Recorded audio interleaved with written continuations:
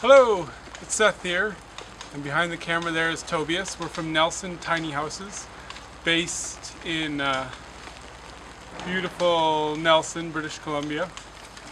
We're here today to share with you guys the V house. It has been installed for a client, and they've asked us to do some landscaping and a deck, and also build them a little bathhouse that kind of matches the style of the V house. So we're here today to share those two things with you. First we'll have a look at the bathhouse, and then we can go inside and do a tiny tour of the V house. Just this way.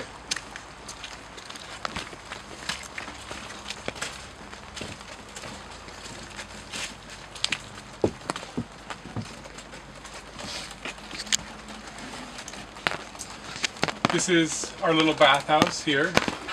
It's basically just windows and a bathtub and a little sink. We can have a look inside, although the inside isn't quite finished yet.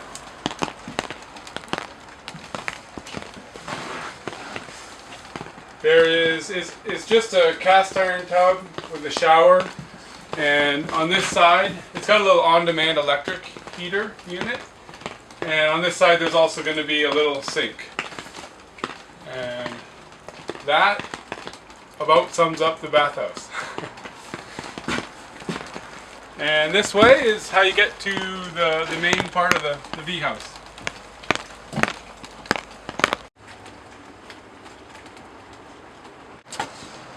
So welcome to the V house. The V stands for versatile. This house doesn't really have a fixed floor plan.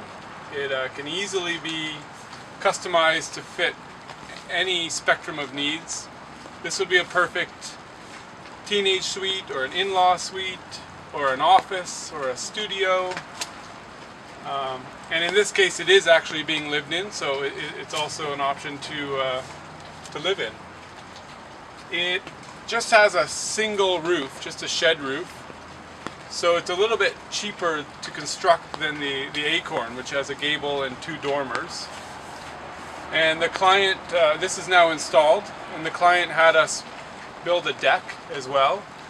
And the deck really adds, maybe not in this climate, but in the summer months, it really adds a lot of living space, because both of these doors open, and it really extends the space from the inside to the outside. Let's go inside and see what that looks like. So again, this is just one example of how the V house could be laid out. The way we did it, we put the kitchen to my left here, and this kitchen happens to have a concrete counter. I really like pouring concrete counters, so that's what we did, but it's not very good for the weight, but it definitely looks nice and is practical. There are some drawers under the sink, and a refrigerator, a little electric stovetop, electric kettle. In this specific one, everything runs off electricity. The client was okay with that, but it could easily also all run off of propane. This window is a nice little awning window. It's the kind that just stays wherever you put it, which is very satisfying. Up above the window is a big storage shelf. As you see, there's baskets and a plant up there. You could put just about anything up there. It's pretty big. And then this shelf would be for food and for dishes. And then behind the shelf is the toilet area. This one has a composting toilet, or also called a bucket toilet. There is some electrical wiring hanging out. We're in the midst of connecting the bathhouse to this, so that'll be covered up soon. And there, from the outside, there is a little door that you access a big bucket, and then you have to take that every week or two to another composting bin. And it's not as bad as it sounds. And on the other side here, we've got the sleeping quarters. There's just a little ladder with a loft up here. I'm not exactly sure of the size of this loft. I think it's a double size bed.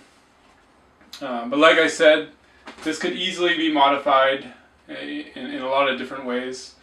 Underneath the loft, there is ample storage for clothes. Underneath there could be other things. And then to the right of the closet, there is the desk. And underneath these shelves, this desk or table pulls out, and it could actually be moved into the middle of the room if you wanted to have company over for some dinner or what have you.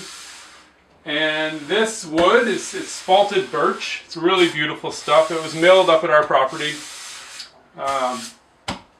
Yeah, it's a beautiful table. The R value in the V house, this specific one, is R12 in the walls and R27 in the ceiling. And the way we have it being heated now, there's an electric baseboard underneath the desk.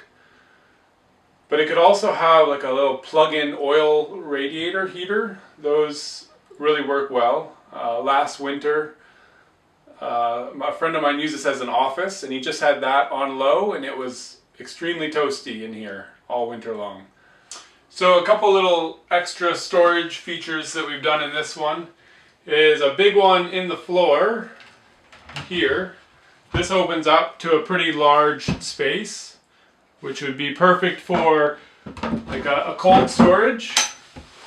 And then underneath the bathroom floor is a rather large drawer as well. So one of the great things about these tiny houses is they really are extremely versatile. You can put them just about anywhere you can imagine a tiny house being. We've brought them, we've towed them down some really rough roads and craned them into some difficult sites. And it seems like where there's a will, there's a way, and just about anything's possible.